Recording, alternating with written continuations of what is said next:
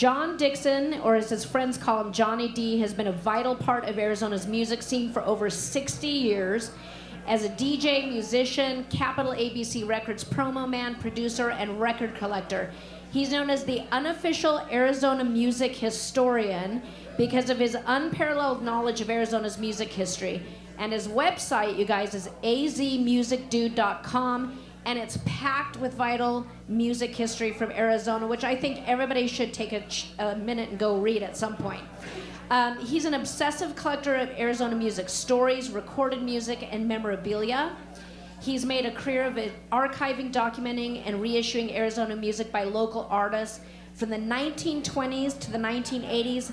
I'm wondering if he has any of my granddad's stuff, including Billy Maxwell, Lloyd Klingman, Dwayne Eddy, Al Casey, Sanford Clark, Dyke, and the Blazers, and, of course, Alice Cooper, one of my favorites. He owns publishing and reproduction rights for many Arizona music masters from Audio Recorders of Arizona, in partnership with Fervor Records, who I don't know if you're all familiar with, but they're doing a bunch of great work as well. Yeah. And those guys are here, and I think they might want to jump up and say something as well. But they do tracks, are licensed for TV and cable shows, movies, and commercials. John says this is a great way to keep vintage Arizona music alive around the world and support many of the musicians and families who made the original records so many years ago. And that is key, you guys. That's really important to, again, keeping it alive, passing it on.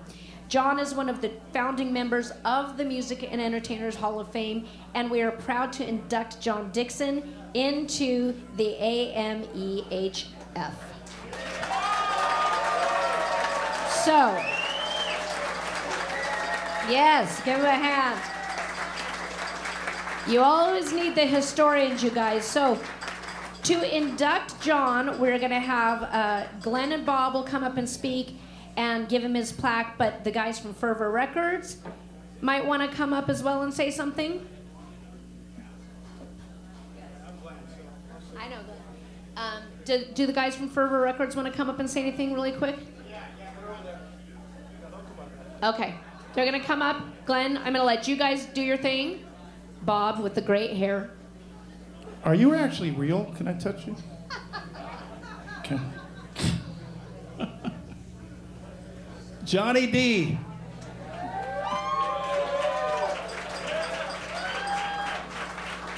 Fuck, you are old, man. So my band, the Spiffs, in 1980, we had a little record out. I went to K15. It was K15 then, right? I walked right in there, and I see Johnny. He's DJing live behind this plate glass, and he sees me, waves me in, and I gave him the record. Look, our Spiffs record just came out. He goes, what do you want me to play? You know, right there live. So we opened it. We played my song, Here Comes Trouble, which is now owned by Fervor Records. They own the Spiffs. Two of the songs from the Spiffs we're in Criminal Minds and a show called LA's Finest, thanks to these two fuckers right here. All right, Johnny D. And then while the songs Here Comes Trouble's playing, we got phone calls. Remember Johnny? And we're talking to like, oh my God. All right. My other memory with Johnny, we'll leave all the bad stuff out. Yes? Okay. In 1987, I went to go see Tommy James at Celebrity Theater. He's a god to me, right? Tommy James.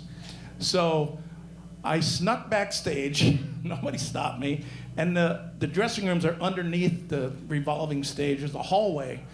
And I'm down there, and I see Johnny D at the end of the hall. And he sees me and goes, hey, Glenn. I go, Johnny.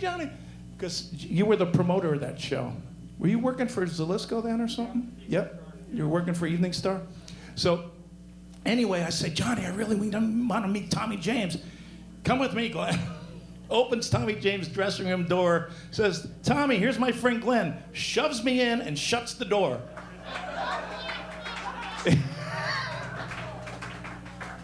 It's me and my idol in the dressing room for about a half hour, and Tommy James is just putting on his makeup, talking casually, you know. And anyway, thank you for that, Johnny. One of my favorite memories. Johnny D. All right. Hey everybody, I'm Jeff Freundlich from Fervor Records. This is Dave Hilker. Thanks. Good to be here.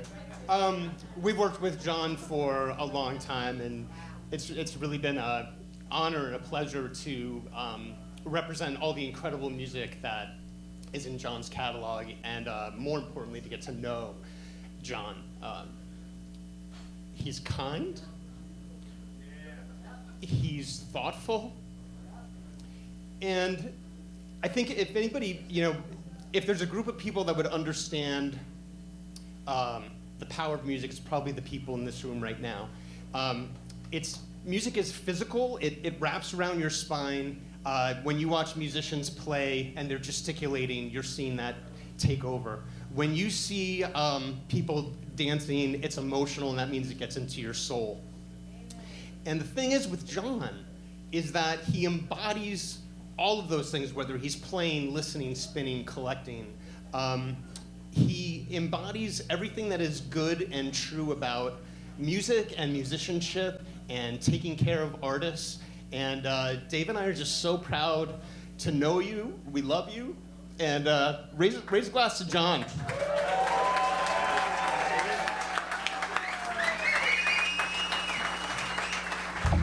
Well, shit, how do you follow that? That's why he's usually a spokesman for Fervor Records.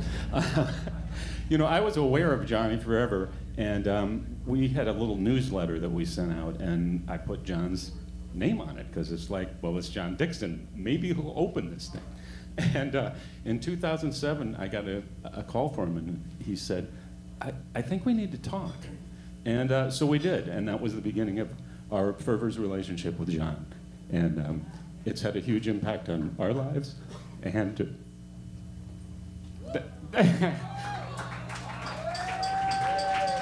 and Fuck you, dead puppies. Get serious. And the whole Arizona music community, and we're honored to continue to perpetuate those legacies. Thank you.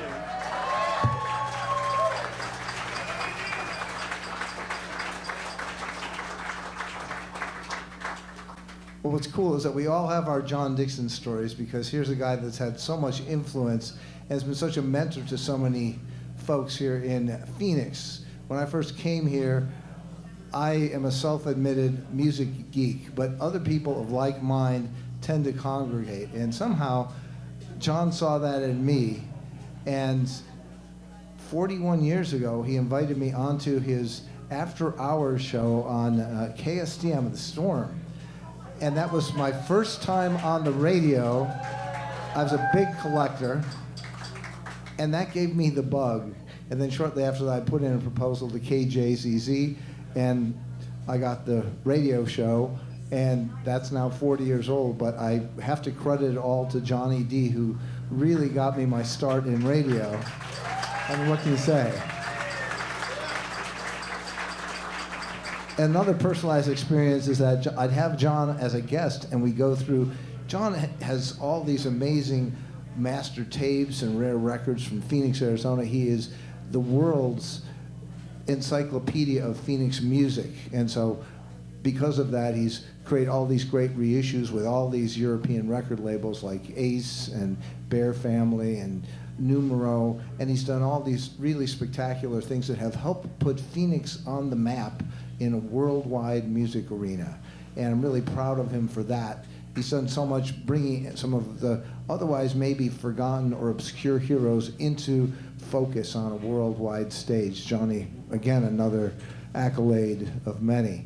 So one of my personalized experiences is that when he'd come and he'd play all these amazing, fantastic blues songs by very obscure artists that everybody loved but nobody had heard of before, I'm like, why don't we get together and from your collection put together a compilation of some cool stuff? So Johnny and I partnered up. We put out this album together called Flying High, which is blues and R&B and spirituals from Phoenix from the 50s and 60s, 27 tracks. And again, it just helped do what John's mission statement is, which is to keep Phoenix on the map. So a great radio man, a great music person, a musician himself, and my mentor and my hero, John, please come up here and accept your award. How about it for John Dixon?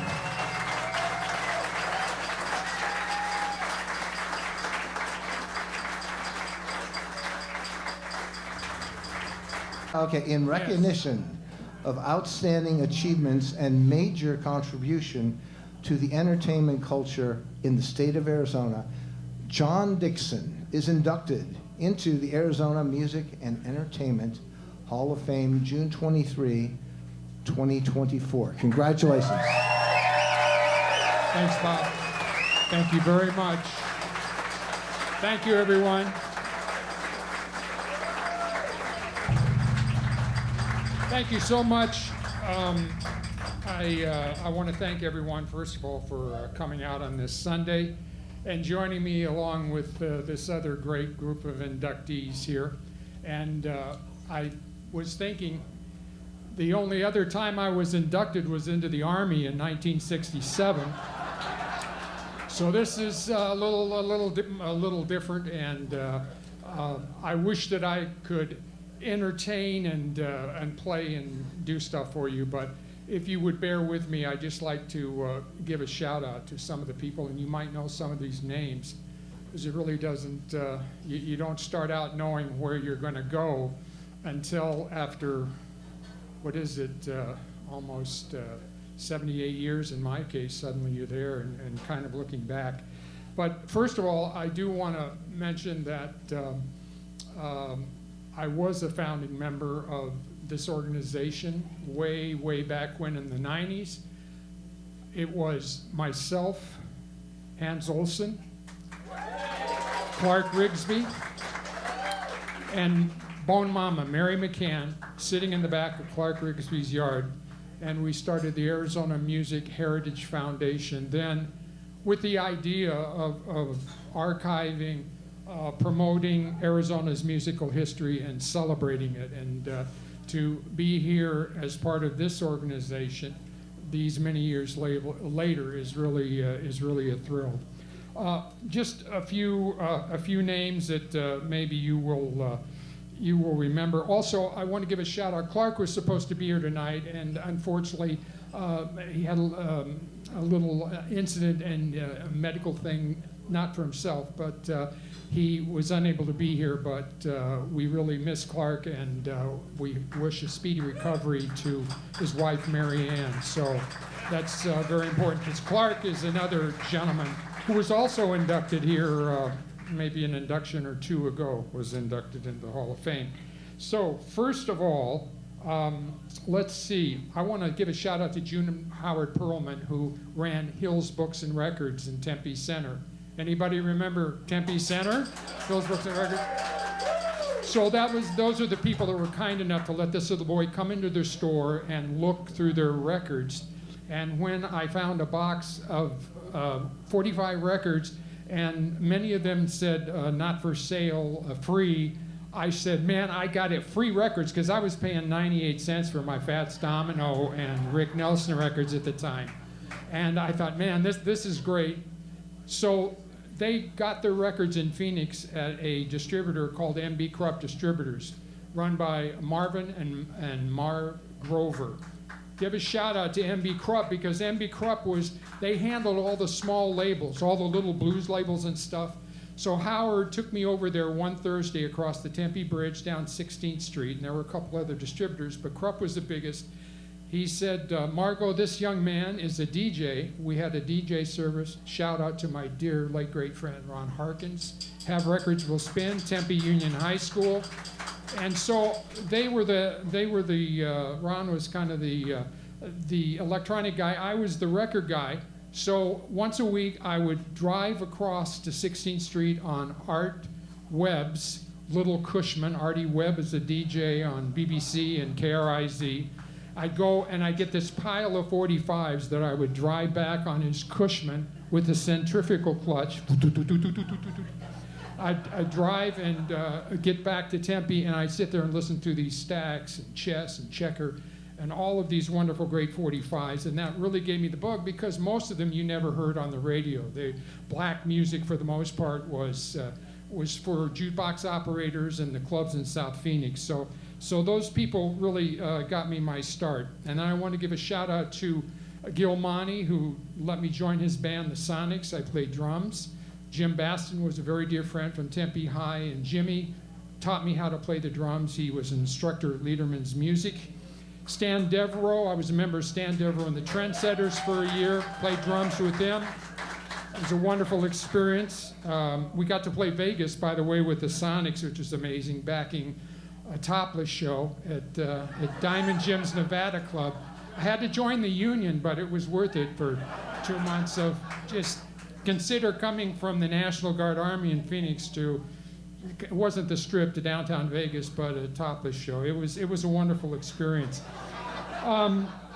Then I got serious. I want to give a shout out. I don't know if anybody remembers Memory Lane Records. Larry Finn, Memory Lane. Well, Larry had 2 boxes of Arizona 45s in the back, and I would go in the back and I would go through these 45s looking for things, and then I got, well, wait a minute. I've got Ramco, 2102 and 2106. I need the ones in between.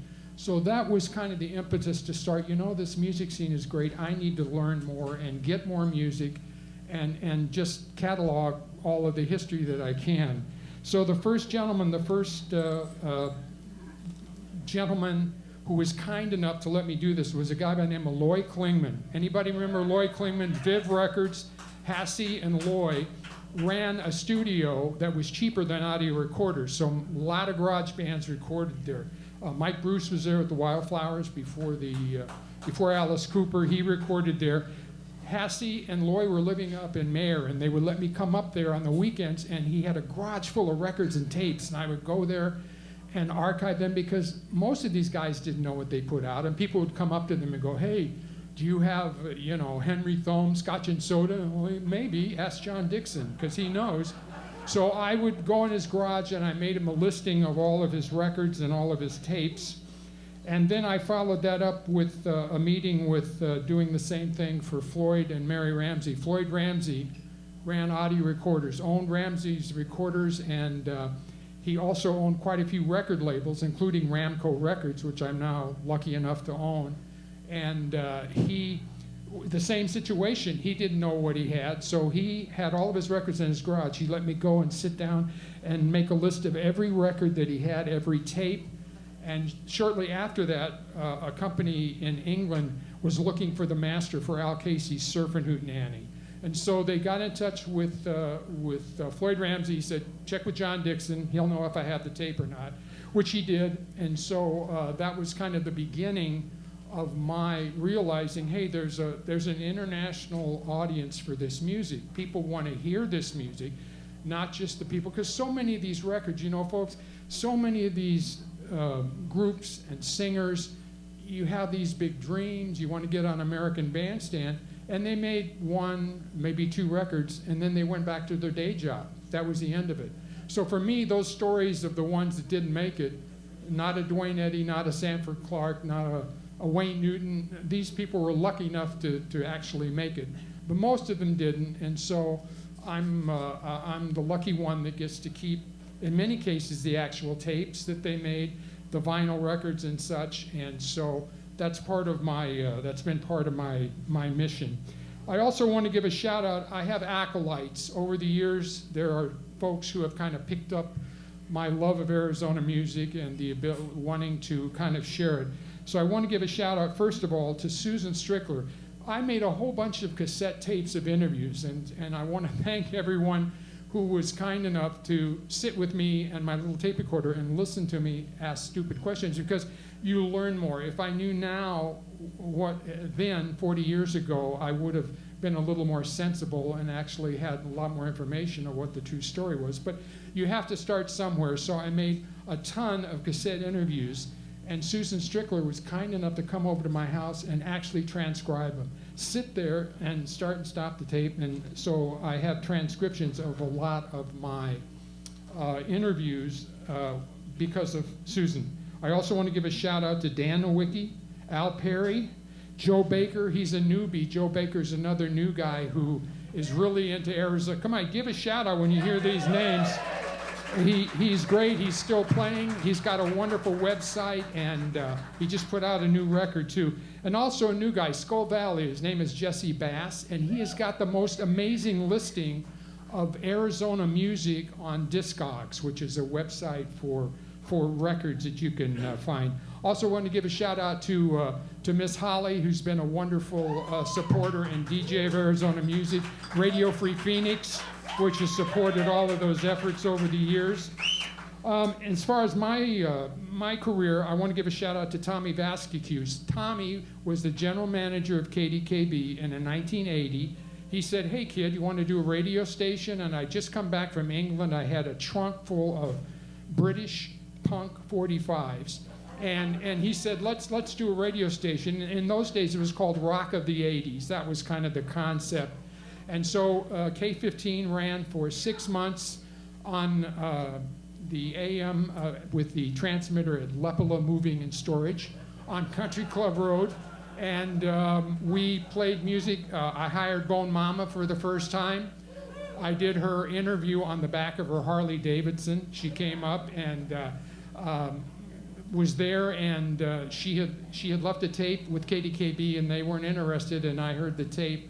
I hired her on the spot. That was a wonderful thing. And then I want to give a shout out to Steve Allison, who was the owner and put KEYX on the air, and that was Rock and Soul in 1987. So those two folks have been a very big part of my and in your music history. Let's see, Danny Z at Evening Star, Danny and Kitty, who hired me to do production, and we did a lot of Arizona, a lot of Mason Jar shows, ladies and gentlemen. Support a lot of Arizona music. We mentioned Bear Family Records, Ace UK, Sundays. These are the labels that started to coming to me, looking for music to license and put out, which was wonderful. Fervor Records, a shout out to Fervor, who've been very dear friends, who, you know, I don't have any hits really. I mean, I've got a couple of Waylon, there are some things that people know about, the first couple of Wayne Newton records, but we don't have any hits, but yet the music is so solid and it sounds so good on these shows that we've just been able to do so well over the years, licensing this music that Floyd Ramsey and Mary Ramsey were kind enough to let me share with them. I also, of course, want to give a big shout out to Mama D, my mom. Bless her heart. Mama D put up with the young Johnny. I had a paper route. She wanted me to use my money for other things. I wanted to buy records. So I would go down to Hill's Books and Records, and I'd buy some records, and I'd come home and I'd stick them outside my bedroom window. And I'd come in the front and go, "Hi, Mom, how are you? How you doing? Good to see you." Then I'd go back, open the window, and then bring the records in. And many months later, suddenly, she goes, "Where did all those records come from?" And I went, "Well, it's it's my paper route money. That's just kind of how it happens." Also, a big shout out to my better half, Miss Lou, who puts up with all of the CDs and all of the records, and occasionally accompanies me on record shows. It's just been great, and we bought a house. I grew up in Tempe, got off the train, as mentioned there, in 1953. That's when the train actually stopped in Tempe. You could actually get off the train in Tempe. And the porter was putting down, they lowered the door on the Pullman cars, and then he had a little, like, aluminum foot stand that you go down on. So we were the only ones getting off. I remember we came from Oregon out there, and it was August, and we looked out the window, and all these heat things are going, "Oh my God, what have we gotten into?" And the porter, as he's getting us off, goes, "Lady, what you coming here this time of year for?" And we were just like in shock, and ended up spending our first night at the Casa Loma Hotel, which was the first hotel we could get to. And they didn't have air conditioning, but they had fans. They had outdoor patio or kind of porches with screen on them, and they had a fan, and we got towels and wet the towels and just sat on the bed with the. I mean, it was an amazing welcome to Phoenix. Also, let's see. Oh, listen, I want to give a shout out to Ziggy's, which is recently closed, and Dion is in the house. I want to send her so much love. Ziggy's was such a big part of our music scene here and did so much for so many musicians. And we're lucky to have Dion here in the house, and I want to thank Miss Holly for making that all happen. It was very kind of you. Well, I think that's it, and then one little shout out. I want to mention, big shout out to my granddaughter, Devin, who's putting up with all of this here. She's 10 years old, a beautiful young lady, and thank you, Devin, for coming this afternoon and spending some time with Grandpa and his friends. And yeah, I think that's, oh, listen, also, before I forget, maybe you'd rather had music, I apologize. But anyway, listen, as part of the Bend Over, which is my business corporation, so to speak, we put out these CDs, some of which I make my money back, and many of them, which are still in my warehouse, sitting there and in boxes. But on the table here, on the Hall of Fame table, I brought some CDs and a record for you. There's a Condello CD. This is someone who's in the Hall of Fame. Grab one of these. These are complimentary. And then a couple of people that aren't in the Hall of Fame, maybe you would listen to the music and consider it the next time. Nadine Jansen is number one, a wonderful performer, a singer, jazz. The music is just fantastic. And another guy who lived here in Phoenix for 10 years, his name is Lloyd Ellis, and he's an amazing guitar player. If you like guitar, check out one of these CDs. And then finally, there's a vinyl that I put out thinking I'd just make just a whole bunch of money, and I've still got tons of them, but I'm giving them away here today. And the wonderful thing about this is that Bruce Canole, who recently got his plaque, the Jetsons, Bruce Canole, he's in the Hall of Fame. I gave him my plaque. He's very shy. He didn't want to come down and step on stage to get it, so he has his plaque. And also John Wahouse, who you'll be hearing from a little bit. John is on this. So it's the Suicide Kings. These are available complimentary from the Bend Over Corporation. And thank you once again for coming out. Thank you for everyone who voted for me over the years. And I appreciate it, and support Arizona music, the past and the present. Thank you.